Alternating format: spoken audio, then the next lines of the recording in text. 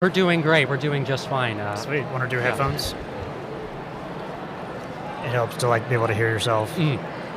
So you're Atheists for Liberty. Yes. And you just launched yesterday or today? We had a public debut today here at CPAC, and I got to say we've gotten a lot of positive feedback here. Oh, really? Although more than we anticipated.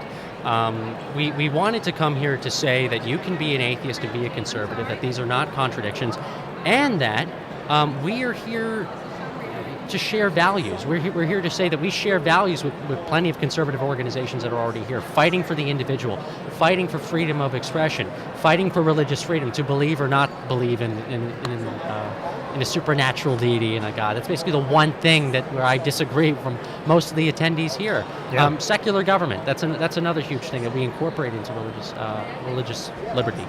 And overall, this is something that a lot of organizations, at least in organized atheism, is not really tackled. Coming to speak to the other 50% of the country and saying, hey, we want a country where religious freedom is protected as well. This is not a controversial thing. This shouldn't be controversial, but sadly, among many atheists and among what's taking over the social justice circles and the far left lately, we're seeing people care more about their ideology winning than the win of free thinking over dogma. Free thinking over dogma. Free thinking over dogma. Love it. That's what we're all about too. And you have Peter Bogosian on your advisory board. He is advisor, starter of the Street of Epistemology. Yeah, we asked Peter Bogosian if he wanted to be on our advisory board. Usually, if you are asked if you want to be on the board of an organization, you would say, all right, I'll check out your website, I'll see what you're all about, and I'll get back to you. From both Peter Bogosian and from Dr. Michael Shermer, it was immediately, oh my God, yes, this is a great organization. Yes, the atheist movement has definitely gone downhill due to this embrace of woke culture. Sign me up. Yeah. Yeah. It was easier than we thought, and it's because Dr. Bogosian and people like Dr. Shermer have, they've spoken at events like the Reason Rally. They've spoken at numerous different colleges and universities, speaking for years during this culture war in the 2000s and early to mid 2010s about how we as a society should be able to critique any ideas. Mm-hmm. And yet they've been attacked by people who have called themselves atheists and free thinkers and skeptics, and overall shunned. Why? Because you don't agree with an ideology that has nothing to do with atheism or secularism at all. Right, and that's culture war happening. It's crazy. David Silverman used to be part of American Atheists. A good friend of mine. Which came here a few years back. Yes, they were here from 2014 to 2017. Uh-huh. They had a rough start with CPAC in 2014, some issues with messaging, but overall, afterwards in 2015, I believe they were on a committee of organizations to decide who else gets to be a part of CPAC. They were actually welcomed by Dan Schneider, executive director, I believe, of CPAC. Mm-hmm. They were fairly controversial. However, and I used to love American Atheists. I was an assistant state director for American Atheists. I led an American Atheist local partner on Long Island. I have a rich history with that organization. Yep. However, what you'll notice if you go back on YouTube, if you go back on social media and you look at American Atheists at CPAC from years ago, it was sort of modeled as if American Atheists was like a left-leaning atheist organization coming into the conservative movement saying, hey, accept us atheists. Oh. With Atheists for Liberty, what we want to do is we want to say, we are already here. We have shared values. This conversation has been had already, and it's time that we maybe put certain conversations aside or have these lovely conversations in private to band together to save our country. Yeah, being an atheist, even here, probably doesn't even seem like that much of a taboo. There are a lot of atheists here, old, young, from plenty of different demographics here at CPAC. I was at CPAC last year. I wore atheist pins, atheist buttons. I've been at conferences like the Turning Point USA Student Action Summit wearing my Dawkins A. Yeah. And I've gotten basically all positive feedback on the most part. This sort of fight against woke culture and fight against SJWs and fight against dogma has sort of made the conservative movement more secular and more opening. It's a win for Culture War 1.0, a win for normalizing atheism, a win for pushing for secularism. But sadly, will the woke activists agree with us on that? No, they won't. Because they don't care about the strategy. They don't care about an ultimate victory for what we, people like us, established to do in the first place. Mm-hmm. They want the ideology to win. Ideology overall. Ideology over humanity. Like the woke crowd has taken over the atheist movement a little bit. Very much so. It's kind of antithetical to some of the values that you're holding here with Atheists for Liberty. Yeah. What is like wokeism in your mind about? So wokeism is about like what Ben Shapiro has described, the intersectional hierarchy, judging people based on your skin color, your sexual orientation, your gender, your genitals, and a bunch of various other characteristics rather than what you're thinking up here and what you're speaking out of your mouth. We've seen this ideology, permeate our college campuses, but then in the 2010s, as you probably know, we saw Gamergate, we saw Elevatorgate, we saw this ideology creep into little side communities that were forming on the internet now, and now they've taken over. This ideology has taken over award shows. This ideology is taking over politics, and it's really destructive. And we're free-thinking atheists. I spent much of my young adult life speaking out against the dogma of superstitious thinking, and we've allowed now the growth of this woke culture to form into a new religion. And I think it is my duty as an atheist activist and as a free-thinking skeptic to fight it, and to fight it with like minds, like the people here at CPAC. Yeah, what's your strategy for fighting it? So the strategy that we're doing is simply, first off, by being here. Just by us having an atheist booth at the table has turned so many people on to our presence. Secondly, we want to work with other organizations and other activists that have been impacted by woke culture. Getting people like Dr. Bogosian and Dr. Shermer onto our advisory board was an easy win, and I'm so happy that they're on board with us. But also we have to reach out to other people, both that were once part of the atheist community and people that are part of other movements that were turned off, people like the ex-Muslims. You won't see ex-Muslims at most atheist events anymore because they're not invited.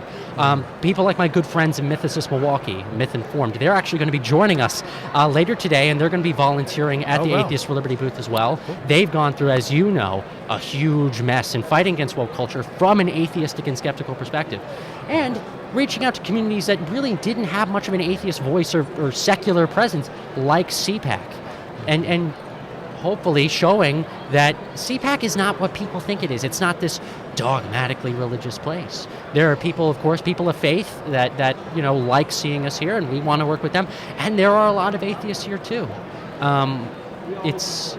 It's crazy how we've been able to, grow the conversation so much in just the past 5 to 10 hours by reaching out to all these communities. But we have to do it smart, we have to do it strategically, and we can't apologize. What's your long-term vision? Like what would need to be the case in order to shut down the thing that you've won? What would need to be the case? So I still stand for the cultural issues in Culture War 1.0, standing for a separation of church and state, standing for the freedom to not believe, just like religious people and people of faith have the freedom to believe.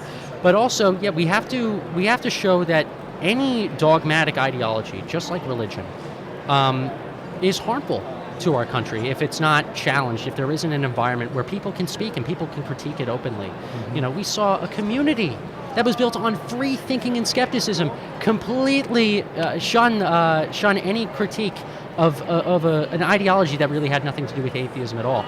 And if we have more of these conversations, if we grow the organization, if we reach out to more groups and we say we're not going to apologize, we're not going to back down, we're going to continue what the new atheists started, but we're not going to have pitiful politics pervert that, I think we're going to win. And yes, I eventually want to lose my job. My friend David Silverman, he used to say when he was in charge of American Atheists, I want to lose my job. I want to eventually see my job not exist. We want to do the same thing, but sadly, with the woke activists, that job is going to be a little longer. What are the top 3 metrics that, if they were a certain way, would mean you were no longer needed for your job?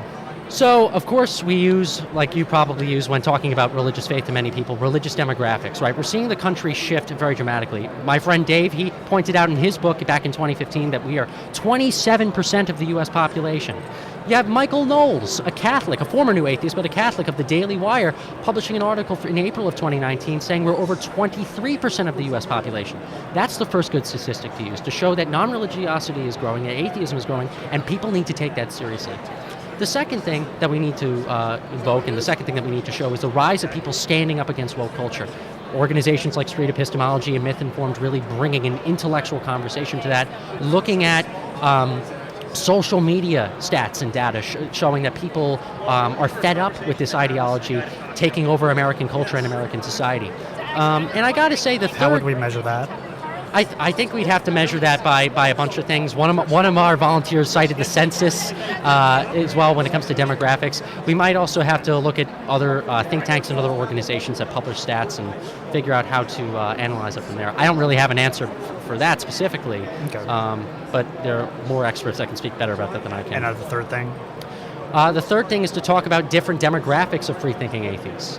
Atheists that consider themselves to be conservative or libertarian, or even classical liberals or disaffected liberals, good-minded people who have a love of country, who have disagreements about policy, but overall don't think that this country is systematically harmful or hateful, and that we should push forward for a society that tolerates freedom of speech, tolerates free thinking, more than anything else. My board chairman and co-founder of Atheists for Liberty, Michael Trollan, has a lot of great graphs that he always shares with everybody. He does it for fun, about the number of people in our own community that are denying woke culture and that are speaking out against this. It is so stunning to me how now people are waking up, but now also atheists are back in the conversation. Atheism is back in the conversation, and using those three different forms of data to really persuade to really convey that message is overall, I think, going to make us win. And yeah, hopefully where I'll lose my job in a good way. Gotcha. Maybe like last question. What if we're wrong? What if we're like bigots for doing this? Like for the progressive woke? How would we know if we're wrong about, like, is this the wrong thing to do, having conversations, or should we just like try to use their methods? We've seen what having conversations has done. It's driven the evolution of a country that has been much different compared to the other nations of the world and the nations of Europe in the past. Conversation and the ability for us to develop ideas that haven't been embraced by certain people, maybe certain dogmatic people, has enabled humanity to progress. You can't have a functioning society without a society that's able to engage in respectful conversation and free speech and open dialogue. It's just not possible.